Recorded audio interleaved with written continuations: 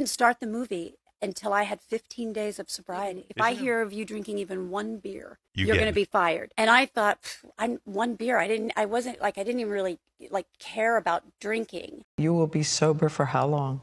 Almost 20 years. And then enter Vicodin. 12 pills a day? Yeah, it definitely got up there. I was a 40-year-old who had a big life, and Ashton's adult life was just beginning. I didn't see all that because I was inside of it. I just felt like a 15-year-old girl hoping somebody liked me. That's all true. Demi Moore sat across from Howard Stern in 2019, and within minutes, the entire interview changed the way Hollywood talked about her marriage to Ashton Kutcher. She wasn't vague, she wasn't careful. She told it exactly as it happened. And the things she said left people speechless.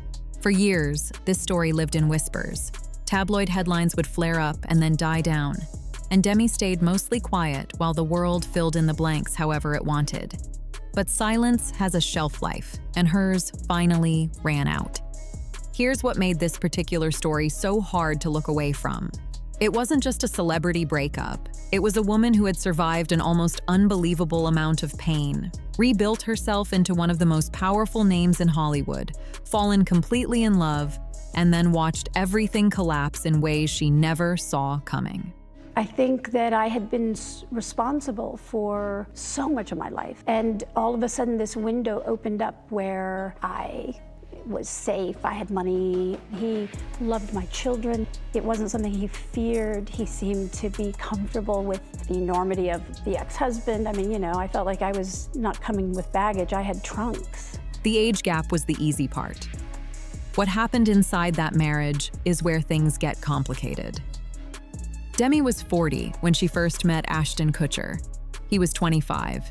She was still healing from her divorce from Bruce Willis, still figuring out who she was outside of a marriage.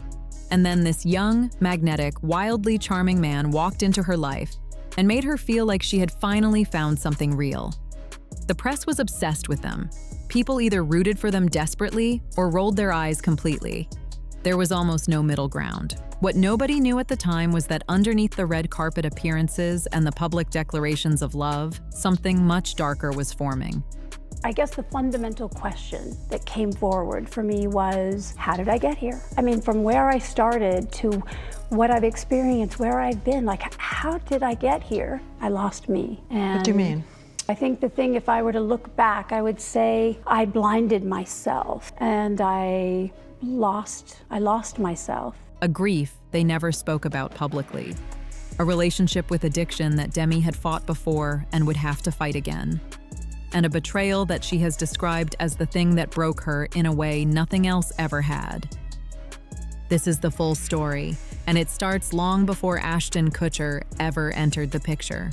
To understand what happened with Ashton, you have to understand who Demi was before him, because the version of herself she brought into that relationship was already carrying a lot. She was born on November 11th, 1962, in Roswell, New Mexico, and her childhood was the kind that leaves marks. Her biological father left before she was even born. Her mother, Virginia, struggled with alcoholism and moved the family constantly, over 30 times before Demi was a teenager. There was never a stable address, never a sense of permanence, never really a safe place to land. At 12 years old, Demi watched her mother attempt suicide. She had to physically dig pills out of her mother's mouth to save her life. That moment, that image, stayed with her for decades. And it wasn't the last time. No, there was many, many times. You said your childhood. Was done. Yeah, life-changing moment. And then this stunning revelation that the man you loved as your father was not your biological father. And others in your family knew this? I made up about that I wasn't wanted or that I don't deserve to be here. By 16, she had dropped out of school. By 17, she was married to musician Demi Moore, partly to escape the chaos at home. That marriage didn't last, but she kept his last name anyway. It was the first name that felt like hers. Her path into acting was scrappy and determined. She landed a role on General Hospital, started getting noticed, and then hit a wall when her own addiction to alcohol and drugs threatened to take everything away before it had even started. I say this, I don't know if they hadn't done that and I lost the one thing that was giving me a sense of self, would I have been able to stay on a path of being sober? But it gave me enough of something that meant something. The movie meant so much to you. It was able to get you sober because you could have lost it. And gave me enough time to then start to find a little bit of value for myself. She got sober, fought her way onto the set of St. Elmo's Fire, and made it very clear she wasn't going anywhere. By the time the 90s hit, Demi Moore was one of the most talked about women in the entire industry. Ghost, Indecent Proposal, G.I. Jane. She was commanding, she was unapologetic, and she was earning paychecks that no actress had seen before. Do you realize how iconic you are? Is that an odd question? It's a definitely outside of you question. Like, the movies, you have helped define generations in the industry. She married Bruce Willis, had 3 daughters she adored, and built what looked from the outside like an extraordinary life. But by the early 2000s, that marriage was over, and Demi, for the first time in a long time, was completely on her own. I think that we did a magnificent job of making sure that our children knew they were loved. That's when Ashton walked in. They met in 2003 at a dinner party, and by every account, the chemistry was immediate. Ashton Kutcher was at the peak of his That 70s show fame, funny and disarming and completely comfortable in his own skin. Demi wasn't looking for anything serious. She was barely looking at all. But something about him got through. They dated quietly at first, which was almost impossible given who they both were. The age gap, 15 years with Demi being the older one, became the story everyone wanted to tell. The media had a field day. Late-night hosts made jokes. Strangers on the internet had very strong opinions about a grown woman choosing a younger man. Demi felt every bit of it, but she also felt something she hadn't felt in a long time. Seen, chosen. Like someone had looked at all of her, the complicated history, the daughters, the baggage, and decided she was worth showing up for anyway. They married in September 2005 in a small ceremony surrounded by close friends and family. Ashton embraced her daughters, Rumor, Scout, and Tallulah, in a way that genuinely moved her. He called himself their bonus dad. Bruce Willis was famously supportive of the relationship, which the press could never quite get over. By every surface measure, this was a love story.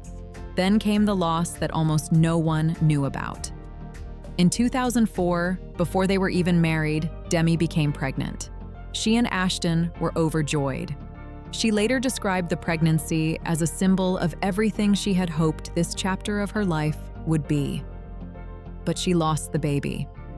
A little girl, she said, that they had already named Chaplain Ray. At 42, you were pregnant. Mm-hmm. 6 months, you go in for a checkup. At almost 6 months. And you said you will never forget the look on the doctor's face. You could see a combination of his dread and it shifting then immediately into matter-of-fact, practical information because it was unquestionable, because there was no heartbeat.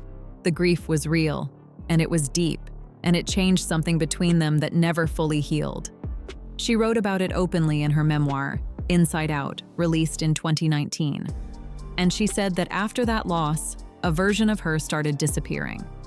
The grief from losing Chaplain Ray quietly reshaped the dynamic of the marriage. And you tried again. You had in vitro. Quite a few times. I can't even really bring fully to words how lost, empty, desperate, confused. I really lost sight of everything that was right in front of me, which is the family I had. And I think the weight that it put on Ashton, it's kind of a natural thing to pull back when somebody's, clinging too tight. Demi has talked about how she responded to that pain in a way she now deeply regrets. Instead of leaning into what she needed, she started shrinking.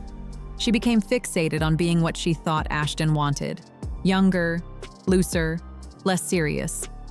She described trying to be the cool wife, the one who wouldn't ask too much or feel too deeply. Part of that meant agreeing to things she wasn't actually comfortable with. Demi has been open about the fact that she and Ashton experimented with bringing other people into their relationship.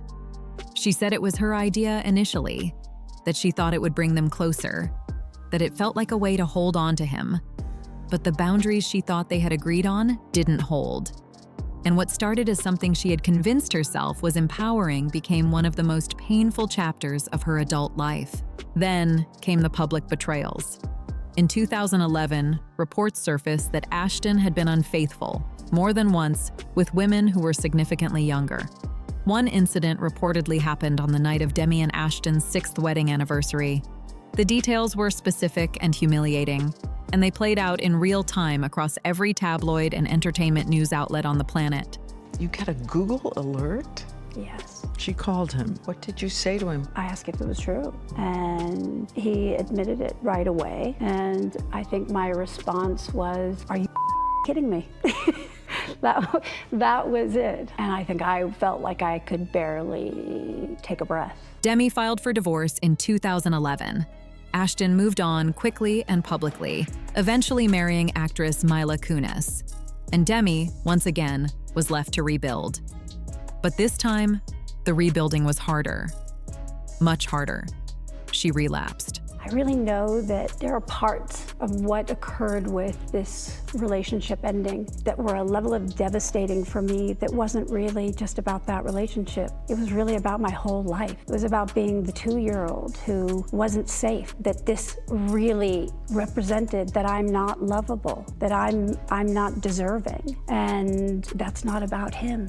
That's all just about me. Her daughters have spoken in interviews about how frightening that period was, watching their mother unravel in ways they felt powerless to stop. Rumor Willis has been particularly candid about the fear she carried during those years. Here's the part that doesn't get talked about enough, though. What Demi said next, about who she blamed, genuinely shocked people. And it wasn't Ashton. When Demi Moore's memoir, Inside Out, landed in September 2019, the chapter everyone expected to be about anger toward Ashton turned out to be something much more complicated. She didn't frame him as a villain. She didn't unload years of resentment onto the page. Instead, she pointed the finger squarely at herself. She wrote that she had abandoned herself inside that marriage, that she had made herself smaller, more agreeable, more palatable. Not because Ashton demanded it, but because somewhere deep inside her, she still believed she had to earn love by being whatever the other person needed. That belief didn't start with Ashton. It started in a childhood where love was always conditional and safety was always temporary. She described her relapse as the bottom falling out completely. At one point, her weight dropped to a level that alarmed everyone around her. She was using nitrous oxide regularly. Her daughters staged an intervention.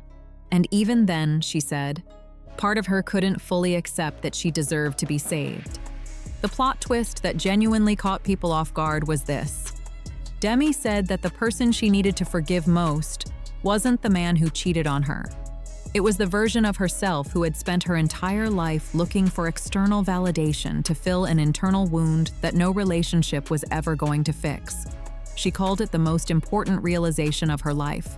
She also said something that reframed the entire Ashton narrative in one sentence. She told Howard Stern that she was grateful for the relationship, even for the pain it caused, because it forced her to finally stop running from herself. At 62, Demi Moore looks like a woman who has genuinely done the work. She turned heads at the Golden Globes earlier this year. She's getting the kind of critical attention she hasn't seen in decades, and she seems, for the first time in a long time, like someone who actually likes who she is. Demi Moore's story isn't really about Ashton Kutcher. It never was. It's about a woman who spent decades looking for safety in other people because she never learned how to find it in herself. The marriage, the heartbreak, the relapse, the slow climb back out. None of it happened to her because she was weak. It happened because she was human, and she had never really been given the tools to be anything else. What makes her story land differently than the average celebrity tell-all is the honesty. She didn't write a book to settle scores. She wrote one to finally tell the truth, including the parts that made her look bad. That takes a kind of courage that's genuinely rare in an industry built on carefully managed images. She came out the other side, and she's still standing, still working, still turning heads, and still refusing to let anyone else write her story for her. If this one got you thinking, drop your thoughts in the comments below. We'd love to know what part of Demi's story hit you hardest. Give this video a like if you want more deep dives like this one, and subscribe so you never miss what we cover next. See you in the next one.